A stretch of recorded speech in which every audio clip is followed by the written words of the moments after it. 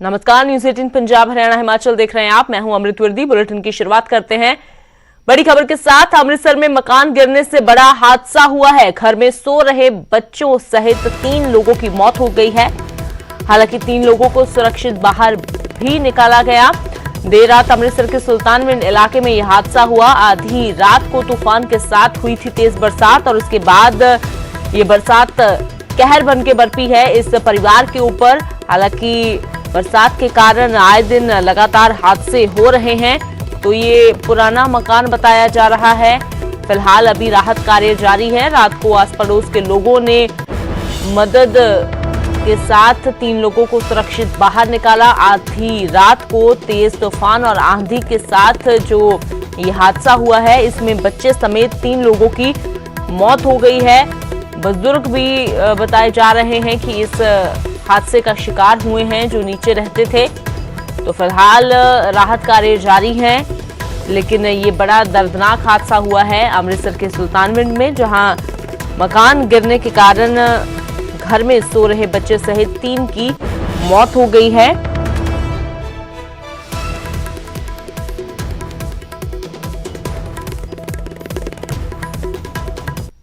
बिल्डिंगां सारियां डिग गईयां, गलिया मकान सी। हाँ जी। किन्ने के नुकसान की होया जी इत्थे? नुकसान कोई बचिया ही कुछ नहीं गा। 3 जी मेरे निकले, मेरी भैन तो दियां 2 धीआं ते एक ओदा धी ते एक ओदा आदमी बच्चा, एक ते एक आदमी थल्ले आ गए आ। थल्ले 2 बुढ़ा भी आ, पता नहीं वो एक 2 जने वो भी आ गए आ ते वो भी नहीं मेरे हिसाब नाल ते बचे भी। हादसा किदां होया जी? हादसा भाजी गलियां छत्तां सीगां, वो पहलों मुग पिया ते उतले जेहड़े थल्ले आ गए, कहंदे थल्ले आ जो छत्तां डिग्गण लगियां आ। ते मेरी भैन नूं नहीं उन्हां दस्सिया, 2 फैमिलियां जेहड़ियां वो दोवें थल्ले आईयां। उतली जेहड़ी सब तो उतली छत्त डिग्गी ना, वो मेरी भैन ते आण के डिग्गी आ। ते जदों डिग्गण डी आ ना, उदों उन्हां ने कहा भी इधर वालियां नूं आण के कहा, दूजे किराएदारां नूं कि थल्ले चल जी, छत्त डिग्गण लग गई। चाली का बाजार नंबर 4 गली नंबर 2 एक पुरानी बिल्डिंग आ, वो डिग्गी है। असीं इत्थे आए आ, फायर ब्रिगेड वाले आए आ ते कोशिश जारी आ। एक 3 कढ़ ले बंदे, इस संभावना कि शायद 2 या अंदर हो कोशिश जारी है। तो ये बड़ा और दर्दनाक हादसा हुआ है अमृतसर के सुल्तानविंड में। मकान गिरने के कारण ये बड़ा हादसा। फिलहाल किस तरह की स्थिति है जान लेते हैं। राजीव शर्मा मेरे सहयोगी जुड़े हुए हैं ज्यादा जानकारी के लिए। तो राजीव, ये दर्दनाक हादसा हुआ है, मौसम का कहर हालांकि लगातार देखने को मिल रहा है। फिलहाल किस तरह की स्थिति, क्या कुछ जानकारी? जी हाँ, बिल्कुल। ये जो परिवार है, इन पर मौसम का कहर ही जो है वो टूटा है, क्योंकि रात को करीब 2:30 बजे बहुत ही तेज जो है आवाज पूरे शहर में सुनाई दी। एक धमाके की तरह ये आवाज सुनाई दी थी और पूरी जो उसके साथ तेज बरसात भी हुई थी। और उसके बाद ही फायर ब्रिगेड को भी फोन पर यह सूचना मिली कि यहाँ पर ऐसे ये मकान जो है वो गिरा है। इसके अलावा अमृतसर के लोहगढ़ इलाके में भी एक मकान की छत गिरी थी। हालांकि वहां पर जो बुजुर्ग महिला थी उसको तुरंत जो फायर ब्रिगेड की टीम ने बाहर निकाल लिया था। लेकिन इस परिवार पर जो ये बरसात है वो कहर बन के टूटी है और अभी भी अमृतसर में जो है वो हल्की बारिश हो रही है। और उसी की वजह से जो राहत कार्य है उसमें भी थोड़ी बहुत दिक्कत जो है वो राहत कर्मियों को आ रही है। लेकिन फिलहाल 2 लोगों की जो लाश है वो मलबे से निकाल ली गई है। पंजाब पुलिस की टीम भी मौके पर मौजूद है और पूरा मलबा जो है उसको खंगाला जा रहा है कि कहीं कोई और जो है वो व्यक्ति इसमें दबा ना हो। तो इसलिए पूरा अभी राहत कार्य जारी है। और जैसे मैंने बताया कि बरसात अभी भी जो है वो अमृतसर में हो रही है और अगर तेज बरसात इसी तरह अमृतसर में लगातार होती रहती है तो और भी नुकसान होने की आशंका है। क्योंकि हर साल जब मौसम ऐसा होता है तो कोई ना कोई ऐसी घटना देखने को मिलती है। जिला प्रशासन बड़े बड़े दावे करता है कि हमने जितनी भी पुरानी जर्जर इमारतें हैं, ये जो पुराने मकान हैं, तो उनको या तो गिरा रहे हैं या फिर उनकी मरम्मत के लिए उनके जो मालिक हैं उनको हम नोटिस देते हैं। तो लेकिन हर साल ऐसे हादसे देखने को मिलते हैं, जो एक बड़ा सवाल भी है प्रशासन पर। क्योंकि अगर ऐसे मकान बनते हैं, बहुत सारे घर ऐसे होते हैं जो बिना नक्शे के, बिना कोई जो कानूनी प्रक्रिया है उसके बिना ही बहुत सारे मकान जो है राजीव, प्रशासन की लापरवाही तो जरूर हर बार सामने आती है। शुक्रिया फिलहाल इस तमाम जानकारी के लिए। तो ये हादसा हुआ है बड़ा सुल्तानविंड इलाके में। आधी रात को तूफान और तेज बरसात के बाद एक मकान गिरा और बच्चे समेत 3 लोगों की मौत यहां पर हो गई है।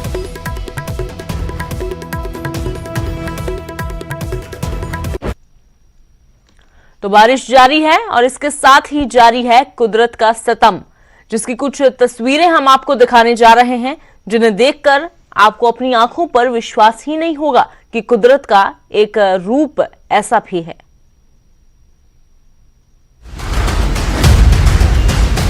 कहते हैं कुदरत के आगे किसी का बस नहीं चलता।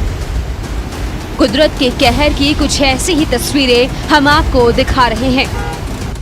सबसे पहले जरा इस तस्वीर को देखिए, जहां देखते ही देखते पानी के सैलाब में सड़क बह गई। लोग चिल्लाते रह गए, लेकिन कुदरत के आगे भला किसकी चलती है। देखते ही देखते पूरी सड़क पानी में समा जाती है। ये तस्वीरें जम्मू की है।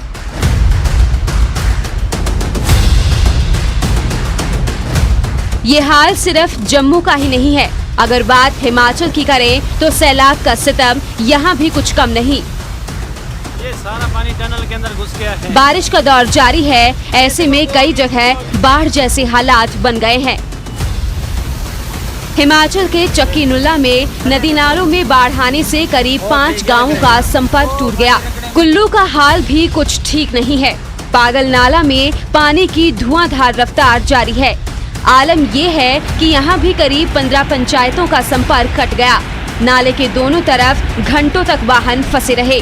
गड़सा घाटी में भी बादल फटने की वजह से तबाही का मंजर देखने को मिला।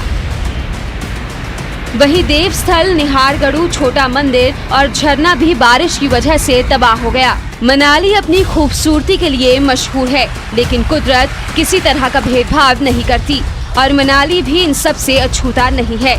नदी नाले यहाँ भी रौद्र रूप में हैं। मनाली के ऐतिहासिक गांव नग्गर के साथ लगते छाकी नाले में अचानक से बाढ़ आ गई। हालांकि बाढ़ से फिलहाल किसी तरह के नुकसान की कोई खबर नहीं है। वहीं मौसम विभाग की माने तो फिलहाल हिमाचल प्रदेश में मौसम का मिजाज यूं ही बना रहेगा। बारिश और होने से लोगों की परेशानियां बढ़ सकती हैं। ऐसे में जरूरी है कि लोग भी सावधानी से रहें। Bureau report, news 18। तो लगातार हो रही बारिश की वजह से पंचकुला में घग्गर नदी भी उफान पर है, लेकिन नदी का बहाव तेज होने के बावजूद लोग नदी में उतरकर अपनी जान जोखिम में डाल रहे हैं। देखिए इस रिपोर्ट के जरिए।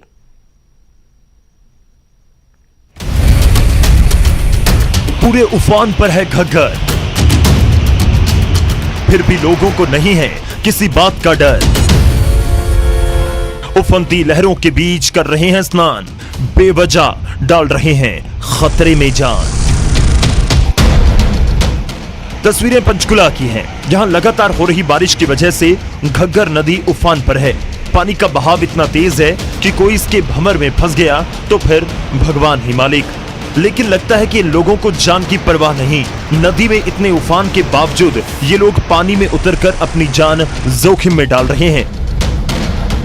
हालांकि पंचकुला के डीसीपी मोहित हांडा की माने तो जिस क्षेत्र में घग्गर नदी बहती है, वहां के सभी थाना प्रभारियों को लगातार गश्त करने के निर्देश दिए गए हैं और नदी में उतरने वाले लोगों को समझाने की हिदायत दी गई है।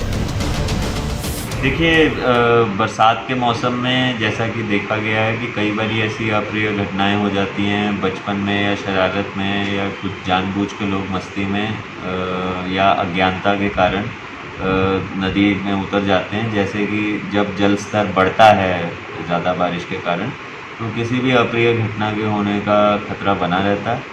हमने अपनी सभी पेट्रोलिंग पार्टीज़ जो हैं उन सबको और SHOs को विशेष हिदायत दी हुई है कि जिनके भी एरिया में इस प्रकार के स्थान हैं जहाँ पे लोग इस तरह से नहा सकते हैं या कोई और जल में खेल सकते हैं, वहाँ पे पूरी गश्त की जाए और लोगों को ये समझाया भी जाए। घग्गर नदी के लगातार बढ़ते जलस्तर को देखते हुए प्रशासन ने धारा 144 लगाई है और नदी में उतरने की सख्त मनाही है। बावजूद इसके लोग सभी नियमों और आदेशों को ठेंगा दिखा रहे हैं। काबिले गौर है कि पिछले कई सालों के दौरान हर बार बरसात में कई ऐसे हादसे होते हैं जिसमें लोग अपनी जान गंवा चुके हैं। बावजूद इसके लोग सबक लेने को तैयार ही नहीं। पंचकुला से तारा ठाकुर, न्यूज़ 18।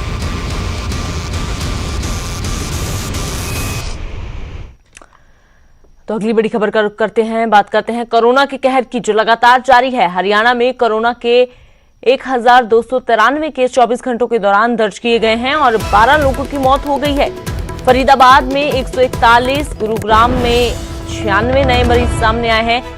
सोनीपत में 123, पंचकुला में 94, पानीपत में 89, यमुनानगर में 81, रेवाड़ी में 75 और कैथल में 62, अंबाला में 71, महेंद्रगढ़ में 63 और हिसार में 61 मामले सामने आए हैं। इसी तरह सिरसा और फतेहाबाद में 47 केस, भवानी में 46 केस सामने आए हैं। कुरुक्षेत्र, पंचकुला, रेवाड़ी में 2 मौतें हुई हैं, मेवात में 1 मौत हुई है। फरीदाबाद, गुरुग्राम, रोहतक, करनाल में भी एक मरीज की जान गई है। कुल मामलों की अगर बात की जाए तो हरियाणा में 59,298 केस हो चुके हैं और 646 लोगों की जान अब तक चली गई है। लेकिन अब तक अगर रिकवरी की बात की जाए तो 48,690 लोग रिकवर भी हो चुके हैं, यानी कि अब कुल मिलाकर 9,962 एक्टिव केस प्रदेश में हैं।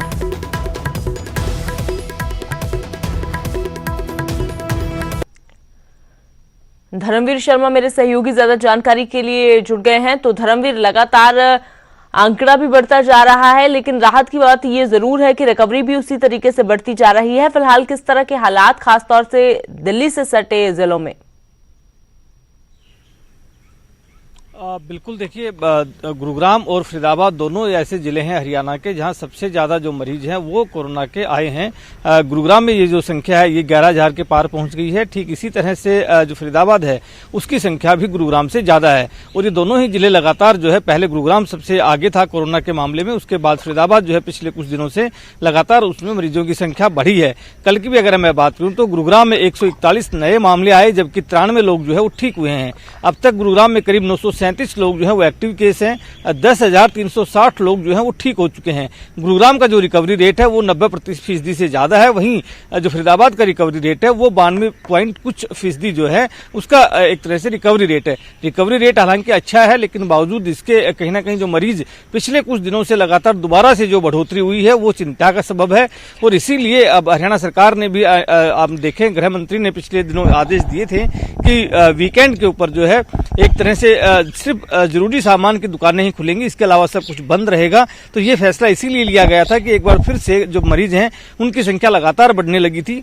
इससे पहले अगर हम बात करें तो गुरुग्राम और फरीदाबाद दोनों ही जगह लगातार मरीजों की संख्या में कमी आई थी। लगातार जो मरीजों का आंकड़ा है वो 100 से भी कम का था, लेकिन पिछले 4-5 दिन से लगातार हम देख रहे हैं कि जो मरीजों का आंकड़ा है वो 100 के पार जा रहा है।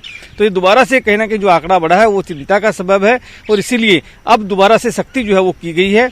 गुरुग्राम में भी अगर मैं बात करूं तो कल ही नए आदेश जारी किए गए थे, जिसमें ये कहा गया था कि 21 जो है कंटेनमेंट जोन बनाए गए हैं। साथ ही एक जो एरिया है उसको लार्ज आउटब्रेक जोन जो है वो घोषित किया गया है, क्योंकि वहां पर लगातार मरीज सामने आ रहे थे। तो ये कहीं ना कहीं हम कह सकते हैं कि जो दोबारा से जो संख्या बढ़ी है उसके बाद सरकार ने ये फैसला लिया है। जी धर्मवीर, शुक्रिया फिलहाल इस तमाम जानकारी के लिए। तो लगातार बढ़ रहे मामलों के साथ साथ एहतियात भी ज्यादा बरतने की जहां पर सलाह दी जा रही है, वहीं पर और नियम कहीं कहीं सख्त किए जा रहे हैं, नए कायदे कानून बनाए जा रहे हैं। तो दिल्ली से सटे हुए शहर फरीदाबाद, गुरुग्राम, यहाँ पर सबसे ज्यादा केस हैं, लेकिन हरियाणा में उसी तेजी के साथ मरीज रिकवर भी हो रहे हैं। ये राहत की बात जरूर है।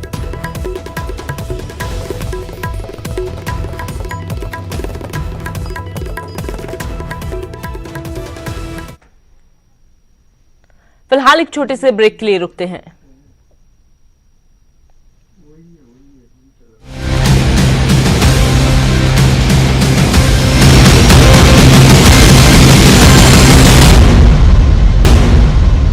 ब्रेक के बाद एक बार फिर से आपका स्वागत है। बात करते हैं पंजाब के मॉनसून सत्र की, जो आज कोरोना के साए में होने जा रहा है।